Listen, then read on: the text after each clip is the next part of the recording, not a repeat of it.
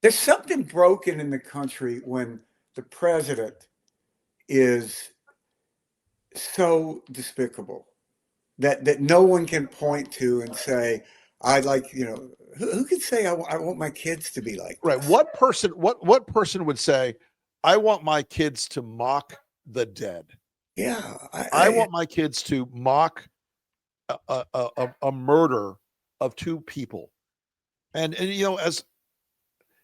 as we have evolved into a society where everything got politicized because of social media, and I was writing about this yesterday, about this terrible weekend, and the through line of all these things, the through line of all so much of this darkness that's on us is social media.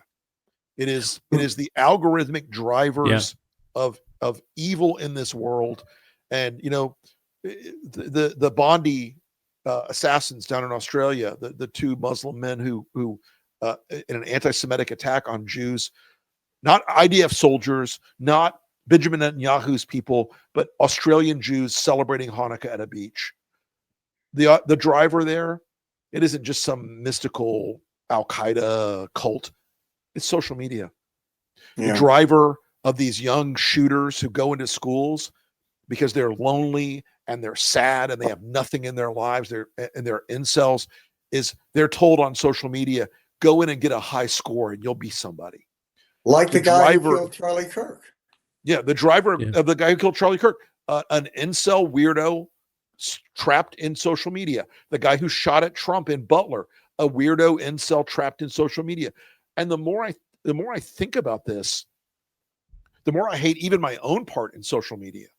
I mean, I look back at what's shaping this country and the darkness we are looking at, that Donald Trump just dumped 1,000 gallons of jet fuel on, is coming because the incentives of social media make us evil and make us shitty.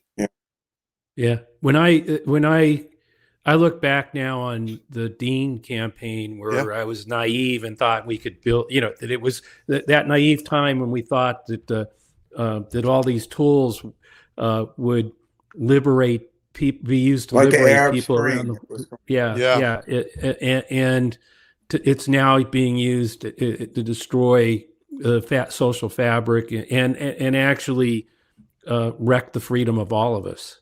Yeah, we all thought it was like morally agnostic tools, and they're not. Yeah, now I sit there and I look at it, and it's not anything I thought it would become. And like I said, maybe that was me being naive, but or idealistic.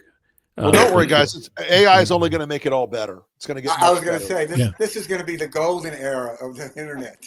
Social media. Right. We're going to look back and go, man. Well, no, it does get back to why Lincoln Square were like radicalized and killed. It wasn't like, No, but it gets to why we have to create a different way. And that's what Lincoln Square, where people can get information they can trust, or at least that they can test, that they can with a sense, I think, and I'm trying for this in my life, with a sense of decency. Yeah. And community. And without, look, that doesn't mean, folks, I'm not going to punch bad guys in the fucking face, because I do that every day and I'm good at it. We're all good at it. But it also means that you leave the civilians out of it. It also means you don't gratuitously punch down to people who can't in any way come back at you. It's funny because the other day I saw something about Barron Trump and I retweeted it. It was about Barron Trump loving Andrew Tate. And for a second I was like, oh shit, I tweeted about Barron Trump. Because for 10 years, he was a minor. Mm-hmm. He was a kid. He was a student. I didn't ever mention him. I didn't get into like tagging Trump about him. Just didn't do it. Don Jr. and Eric, fair game all day. But now he is fair game. But these people are always punching down. They're always mocking people. I look at the way that Stephen Miller and ICE and DHS, they mock and insult the people that they're arresting illegally in many cases and kidnapping illegally in many cases.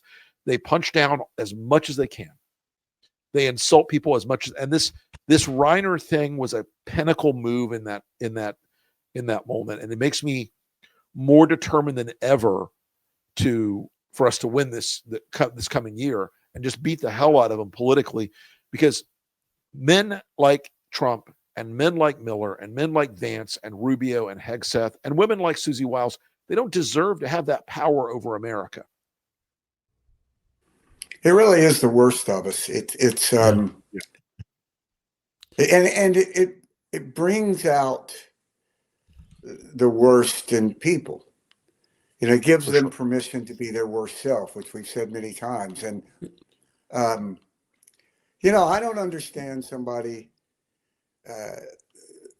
who has kids, who supports Trump or works for Trump, has a daughter, and the 14-year-old daughter comes home from school and says that some guy was talking about her and these disparaging terms and calling her names. Right. The guy, how do you punish that guy? You say, well, it's presidential. Yeah. If the president does it, you're telling me I can't do it as a, Listen, my daughter's grown up, but if somebody said to her, "Quiet piggy," they're going to eat through a fucking straw.